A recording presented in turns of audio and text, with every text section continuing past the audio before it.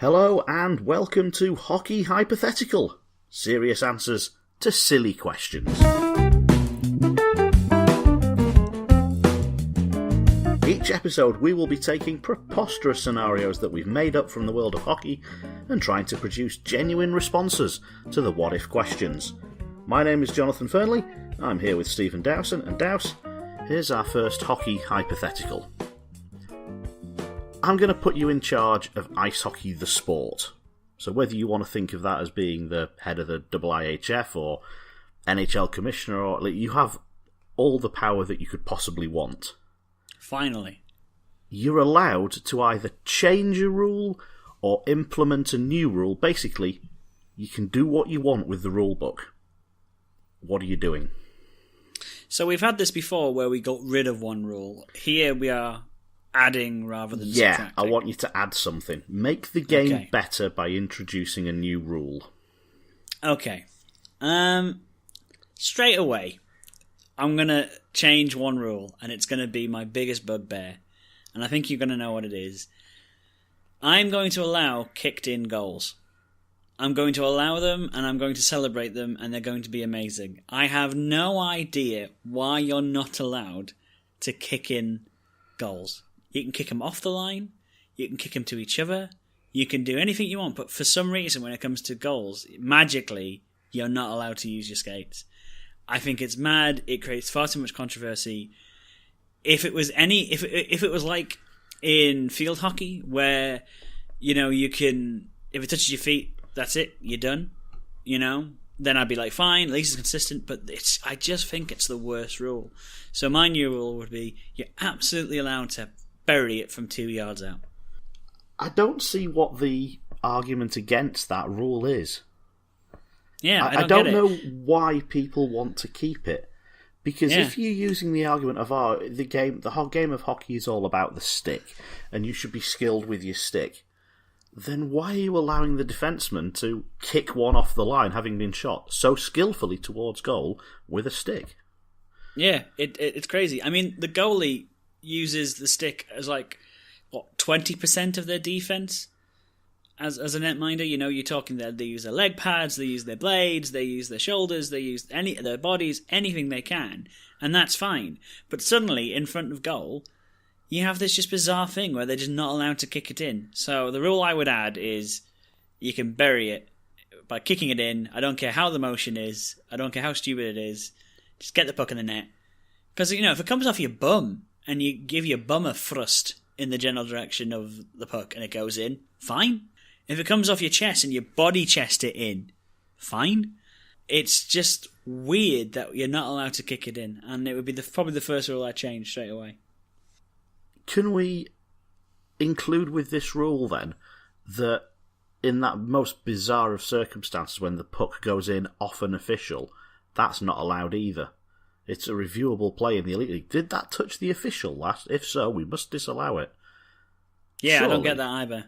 Surely, we just let it stand. If it can hit the official and, stop a good clearing attempt, or so often playing the puck down the boards, it's going to hit a linesman's skates because they jump a fraction of a second too late or they land too soon.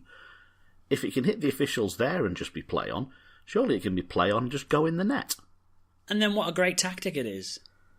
Do you know what I mean? You start actively aiming for the refs. Maybe that's a reason why it's in the rule book. But yeah, I've always, the holier-than-thou attitude of how goals must be scored just really, really confuses me.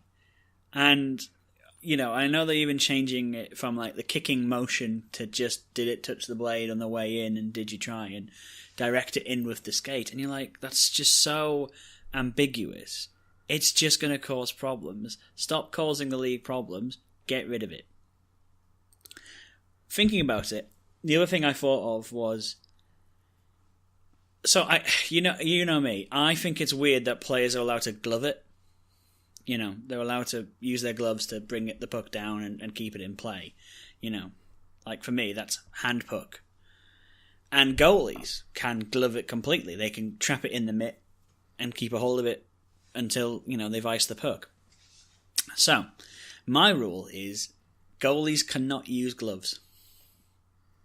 So you're giving the goalie two blockers?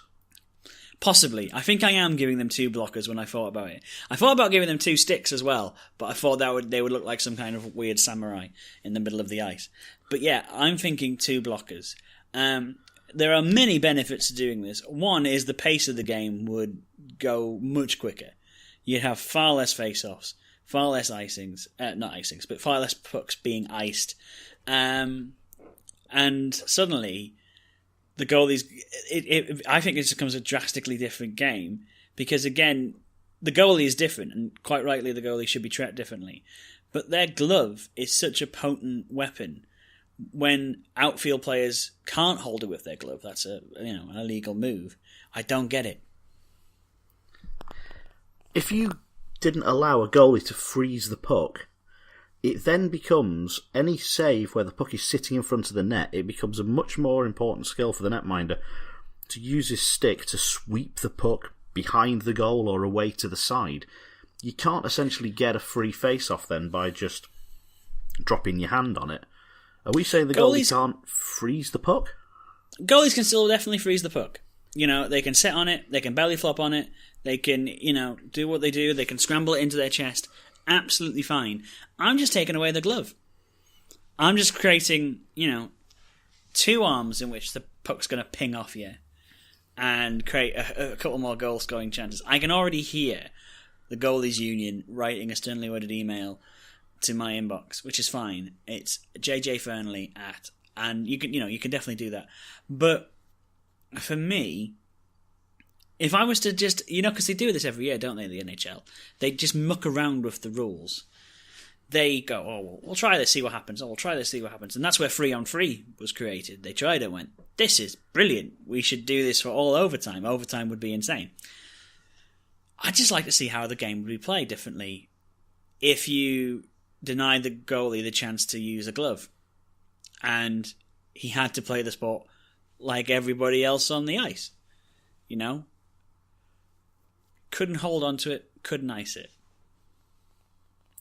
It seems like hockey tinkers with its rule book more frequently than other sports tinker with theirs. I think that's really good, though. I think that's really positive for the sport because it understands it has to grow. It understands that the talent available means that rules can be so very quickly exploited. So they have to be on the ball. American football's like that as well. American football does a lot of work tinkering its rules. Yeah. Unlike football, which, you're more likely to pass a Second Amendment Constitution change in the United States than change the rules of soccer over here.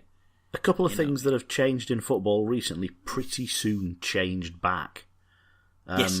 They introduced the ABBA format of penalty shootouts because it's too much of an advantage to shoot first. So alternate it, A, B, B, A, B, B, A.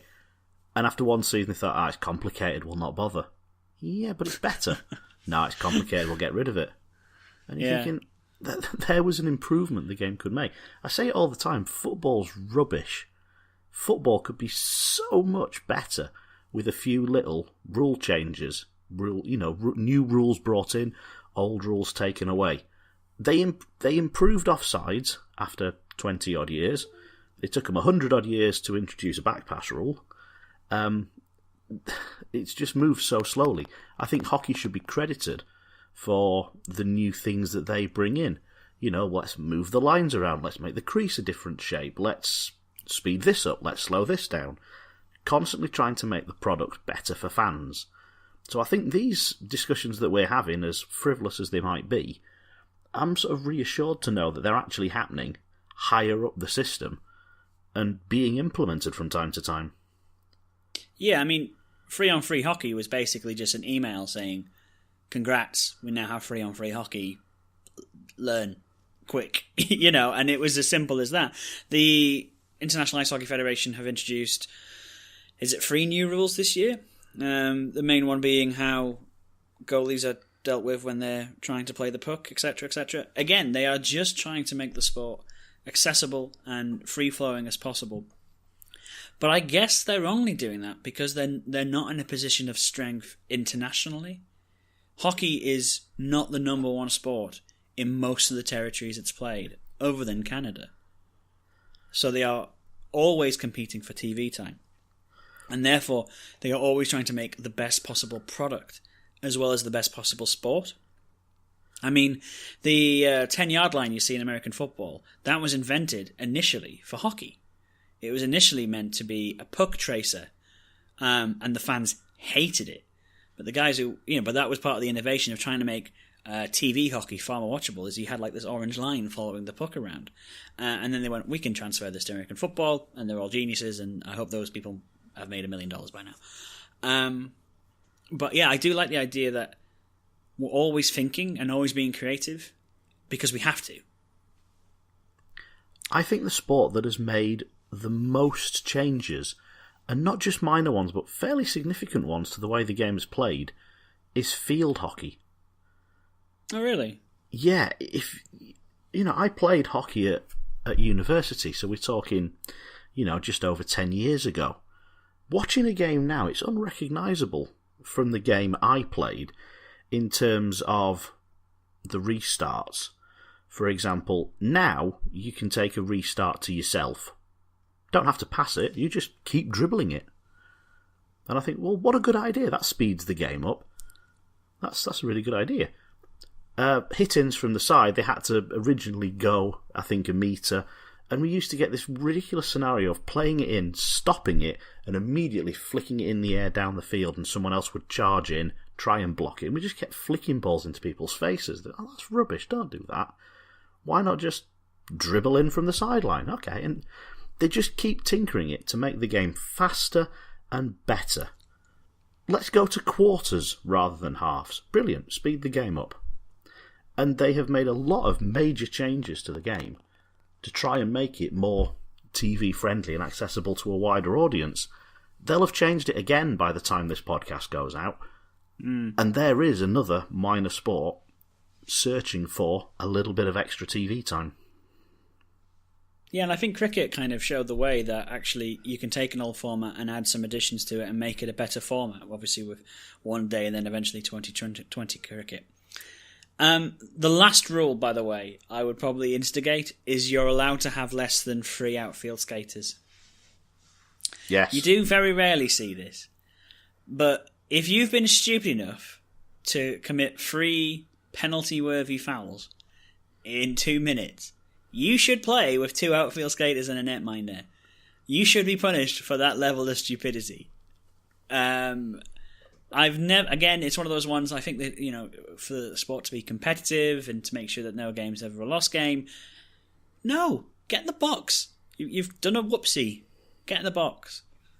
And I would couple that rule with maybe adding the rule of if a netminder commits a penalty, the netminder's got to go. Yeah. Get in the box. Go on. You can put your backup in, and then when there's a break in play after the power play's done, you can swap them all around. But go on. Bugger off.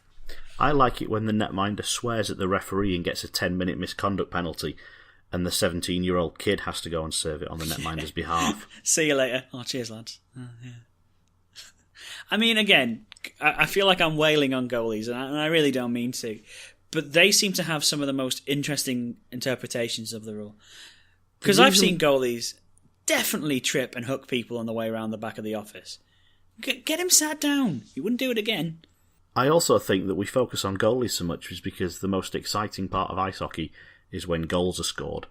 So if we can make more goals be scored, we can make the game better. I also just want to see the image of like a fully padded netminder waddling towards the penalty box, a regular thing.